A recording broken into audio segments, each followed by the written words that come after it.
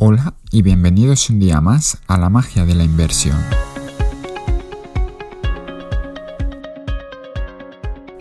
Estamos a 14 de febrero y en el día de hoy quería responder a un oyente que me suele escuchar, que me ha escrito una pregunta al email, varias preguntas. Este chico se llama Manu.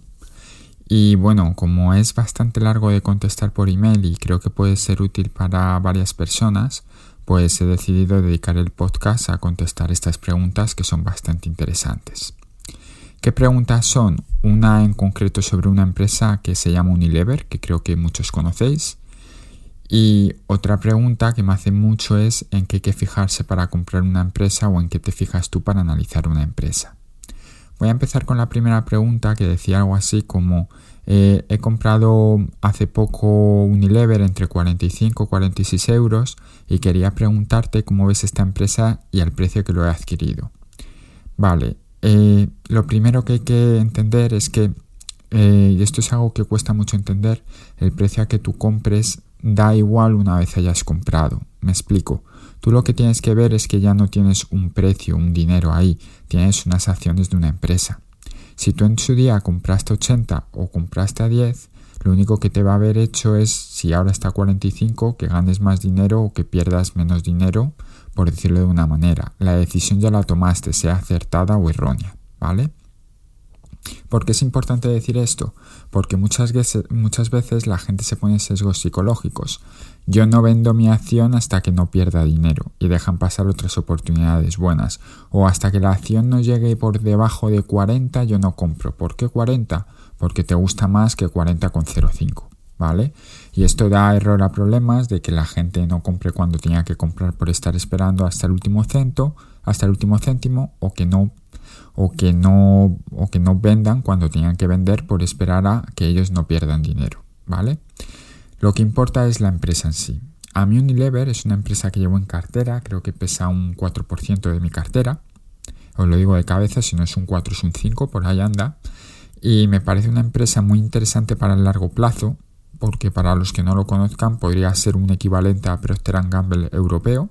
Y es una empresa muy defensiva, muy diversificada porque tiene muchos productos de consumo defensivo en distintas categorías.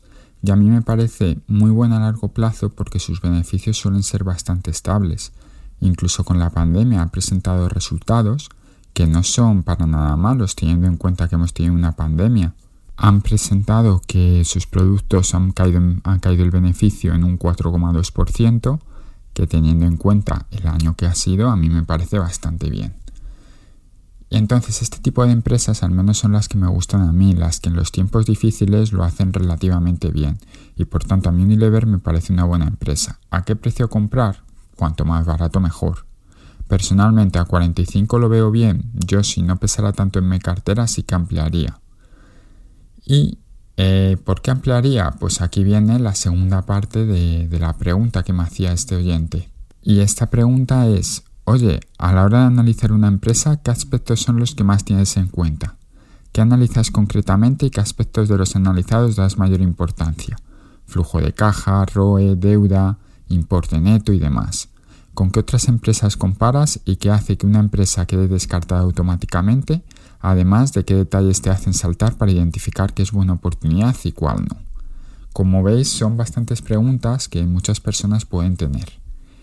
Y aquí entro un poco más en detalle en el libro y como digo, no es algo que se pueda explicar en unos minutos o en un correo, pero lo que sí que quiero dejar claro es un concepto, de que no existen fórmulas mágicas ni tablas mágicas. Yo, si tuviera un Excel, por decirlo de una manera, donde pusiéramos unos parámetros y dijera ROE mayor del 10%, flujo de caja positivo y creciente todos los años un 17%, etc. Y al final me saliera un tick de compra o no compra y funcionase, que eso es lo complicado, que funcione, pues yo ahora mismo sería rico y no estaría aquí porque había encontrado la fórmula matemática perfecta. Y aunque soy un ingeniero y me gustaría hacer eso, sé que no funciona así. Por eso, el canal de Alejandro Estebaranz en YouTube, que es bastante bueno y os enseña bastante bien qué cosas mirar, sobre todo en sus directos, se llama El arte de invertir, porque no es una ciencia, es un arte. No hay nada perfecto que te pueda valer y que te diga esta inversión es buena o a este precio hay que comprar sí o sí, porque si lo supiéramos seríamos ricos. Entonces, para entrar un poco en detalle, ¿en qué me suelo fijar yo? Pues sí, es cierto que me fijo en el flujo de caja, en el ROE, en la deuda. ¿Qué intento mirar? Que el flujo de caja y los beneficios sean positivos y crecientes. Es muy difícil que encuentres una empresa donde siempre sean positivos y crecientes, porque las empresas tendrán años un poco mejores, un poco peores, y luego hay que entender que una empresa, pues, por ejemplo, si digamos una empresa 2018 ganó 10 millones de euros, 2019 ganó 25 millones de euros y 2020 gana 20 millones de euros, ¿es 2020 un año malo porque lo hace peor que 2019? No, hace 2 años está ganando el doble que hace 2 años. No son malos, entonces hay que ver todo con perspectiva y saber que va a haber esos picos de subidas y bajadas, pero que en general tú lo que quieres es que sean crecientes, tanto el flujo de caja como el beneficio. El ROE, pues el ROE o el ROA, cuanto más alto mejor, lógicamente. Un negocio con 2% de ROE, 3% de ROE, pues probablemente lo descarte, pero luego también hay que ver qué tipo de negocio es y en qué sector está. Si está en un sector regulado, pues a lo mejor el ROE es del 8%. Iberdrola, que es un ejemplo muy bueno de gran empresa, tiene un ROE más alto, tiene un ROE de doble dígito y no es algo típico en las utilities, en sectores regulados. Y bueno, eso hace que sea una buena empresa, porque está mejor que el resto. Lo que tienes que hacer es ver a los competidores y cogerla mejor, punto. ¿Qué más me gustaría? Que las empresas no tuvieran deuda. Bien, porque una empresa que no tiene deuda es mucho más difícil que quiebre, porque no debe dinero, no se va a quedar en impagos.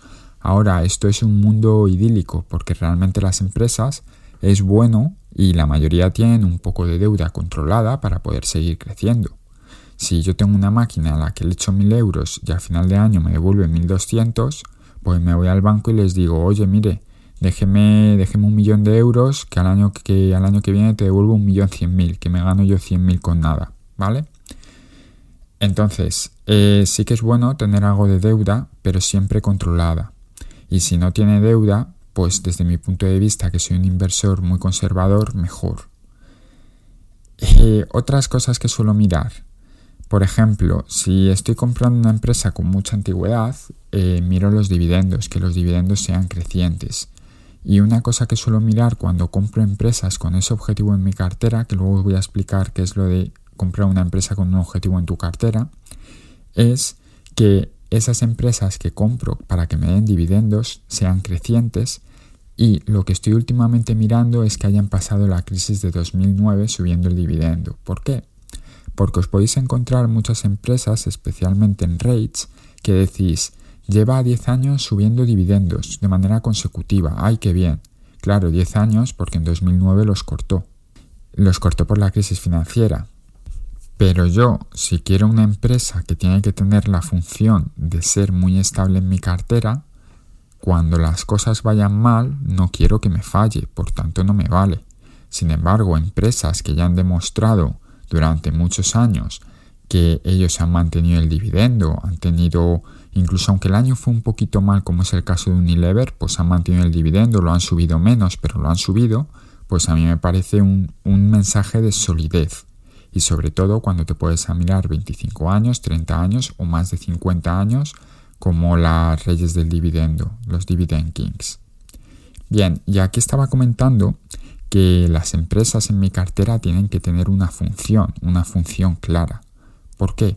Porque si yo soy una persona que tengo 60 años y que me quiero jubilar, lo que no me interesa es tener empresas que, o en mi caso concreto, que no repartan dividendo o que repartan un dividendo muy pequeñito y lo hagan crecer mucho. ¿Por qué? Porque necesito el dinero ahora, porque voy a vivir de él. Entonces, las empresas se suelen dividir más o menos. Hay muchas maneras de dividirlas, pero las puedes dividir en que te dan poca rentabilidad inicial y tienen mucho crecimiento, como podría ser a lo mejor Nexera Energy, que bueno, ha subido el dividendo un 10%, que no está nada mal, pero claro, su rentabilidad inicial es menor. también las hay otras que te suben el dividendo un 15 y un 20%, ¿vale? Luego hay otro grupo, que es el grupo, digamos, más en la media, que es, digamos, rentabilidad normal y crecimiento normal. Aquí podríamos tener, por ejemplo, un Johnson & Johnson, que te va a dar una rentabilidad inicial de en torno al 3% si la compras a buen precio, y que el crecimiento que puedes esperar de los dividendos y de su negocio, porque al final recordar que los dividendos van ligados al negocio, al beneficio por acción, va a ser de un 5 o 6% anual, que no está nada mal teniendo en cuenta que la inflación va a estar en torno al 2%, pues está muy bien, ¿vale? Y luego hay otro grupo que aquí podemos incluir, por ejemplo, una empresa que salió de mi cartera hace poco, un par de empresas que salió de mi cartera hace poco, ATT y IBM, que son empresas que tienen una rentabilidad inicial muy alta o más alta que la media y te pueden dar un 5, un 6% o incluso un 7%, pero que su crecimiento va a ser muy poquito, va a ser del 0, del 2% y confórmate con que no lo recorten. Y este tipo de empresas las quieres para que te den más dinero para tener liquidez. Entonces, cada uno tiene que saber un poco lo que compra. Luego, esto es solo dentro de dividendo. Luego, te puedes comprar oro para estabilizar la cartera y que sea menos volátil. Puedes comprar empresas. Yo tengo una de mis mayores posiciones es Google. Google no reparte dividendo, pero la compro. ¿Por qué? Porque es una empresa muy muy buena. Cada año gana más y más y más. Y tiene unos números muy buenos, no tiene deuda y claro, no reparte dividendo, pero la tengo para hacer crecer mi patrimonio, no para vivir del dividendo de ella. Entonces lo que hay que mirar siempre es el conjunto de la cartera a nivel global, ¿vale? No de una acción en concreto, sino de cómo te estás formando tu cartera. Porque si tu cartera va a depender solo de empresas que, por ejemplo, tengan una rentabilidad inicial muy alta y un crecimiento nulo o negativo, va a ser algo muy malo, que a mí es lo que me pasó al principio. Yo compraba mucho en España porque está cerca, lo conozco, las comisiones son más bajas, la rentabilidad por dividendo es más alta, pues mira qué bien, más cerca de la ansiedad de independencia financiera, hasta que te recortan el dividendo. Un ejemplo de esto es Mapfre, que este año ha recortado el dividendo. Entonces, ¿puedes tener alguna empresa así? Sí, desde luego, pero no tengas toda tu cartera así. Igual que tampoco tendrá sentido para una persona de 60 años tener todo empresas como NextEra Energy, ¿vale? Que apenas reparten dividendo y sí que te cuesta mucho tener empresas como Google, que aunque lo hacen muy bien, pues si no las vas a vender nunca, pues es más complicado. Dicho todo esto sobre los números como ROE, flujo de caja, etcétera, lo más importante de todo, y esto es lo que quiero dejar más claro, no se ven los números, ¿vale? Se ve en la empresa en sí, en estudiar la empresa, en entender el negocio de la empresa, en entender cómo esa empresa gana dinero, cómo podría ganar más dinero en el futuro y ver cuáles son sus predicciones de resultados en los planes estratégicos para los próximos años y cómo lo va haciendo. Un inversor americano que se llama Chowder, él decía que a él le gustaba comprar empresas que lo hacían mejor de lo que esperaban los analistas y de lo que esperaba la propia empresa. Me explico.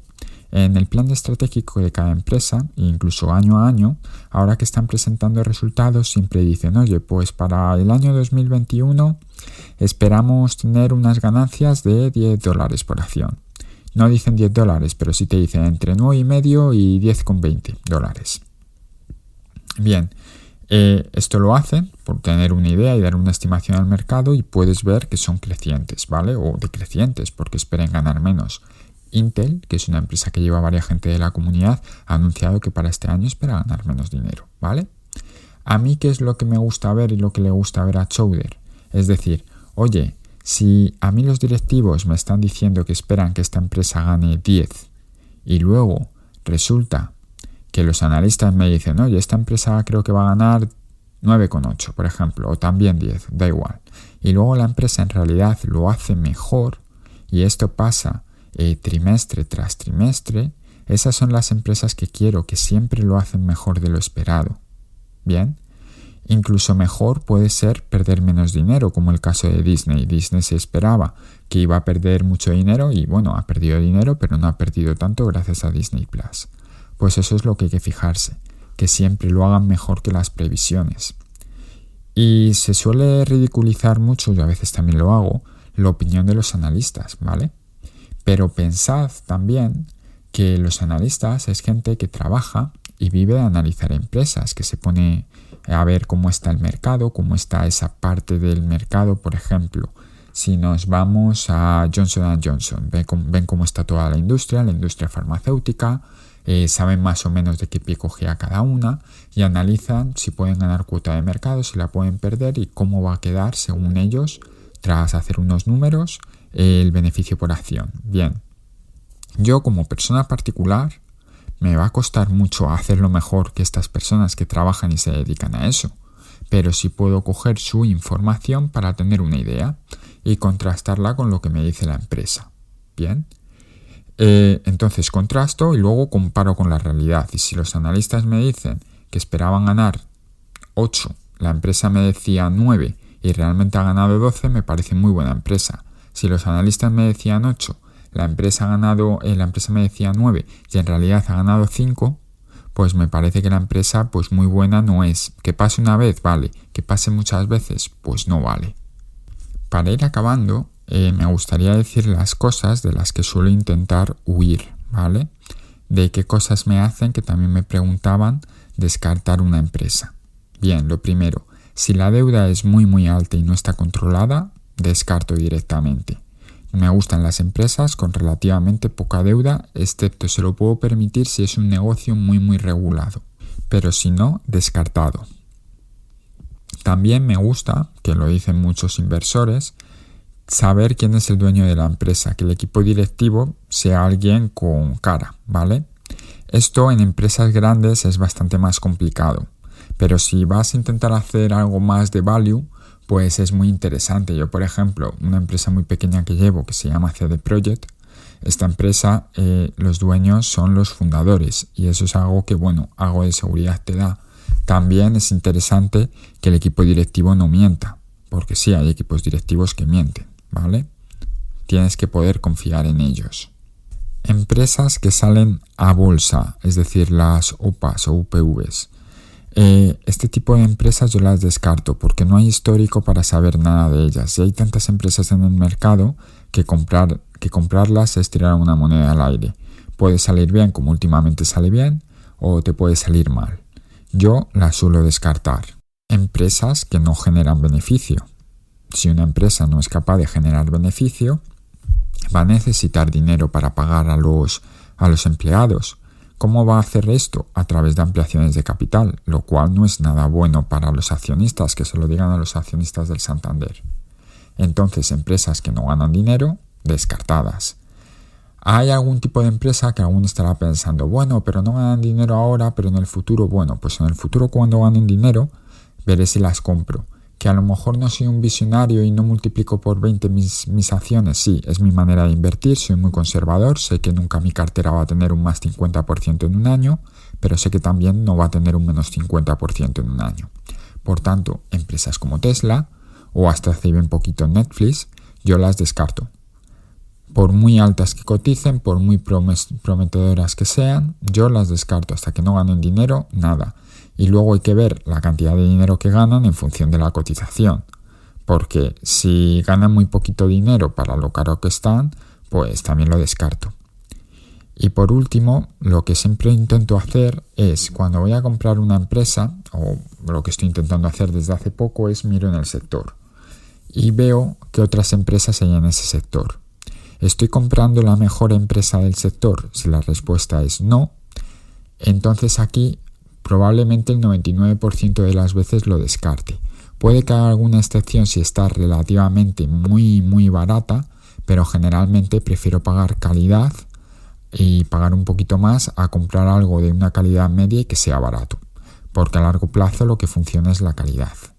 Y luego hay que tener en cuenta, ya para acabar, que cada uno tiene sus propios trucos o con lo que se siente más cómodo. Hay gente que dice, oye, yo me siento más cómodo comprando un tipo de empresas distinto, yo quiero invertir de una manera. En bolsa la psicología es muy importante para cuando todo cae, comprar, no vender. Entonces, invertir como os sintáis vosotros cómodos, que no tiene que ser como digo yo. ¿Que no os gusta nada la volatilidad? Os recomiendo que hagáis una cartera permanente. que es muy buena porque reduce mucho la volatilidad. Que lo que queréis es que tenéis pocos dinero y queréis ver cómo se multiplica por 100 o por 200, bueno, pues podéis ver otro tipo de estrategias que pueden salir bien, pueden salir mal, pero desde luego si invertís como invierto yo, no vais a obtener resultados increíblemente buenos, ¿vale? Yo ya aviso, yo invierto como invierto porque invierto de una manera muy defensiva, muy conservadora. A mí no me vais a ver en Twitter diciendo, digamos, hoy mi cartera ha subido en total un más 40%. No, porque no tengo empresas que vayan a subir un 40%. Colgate no me va a subir un 40% en un año. O en un año a lo mejor si es un año muy bueno, pero en un día desde luego que no, o en 2 semanas tampoco. Y lo mismo pasa en la mayoría de las empresas que llevo yo en cartera porque soy muy conservador. Y nada más, me ha quedado un podcast un poquito más largo de lo normal, pero estoy seguro que esta serie de datos le puede venir bien a mucha gente que empieza y espero que os sea útil y nos escuchamos la semana que viene. Os leo en los comentarios. Hasta luego.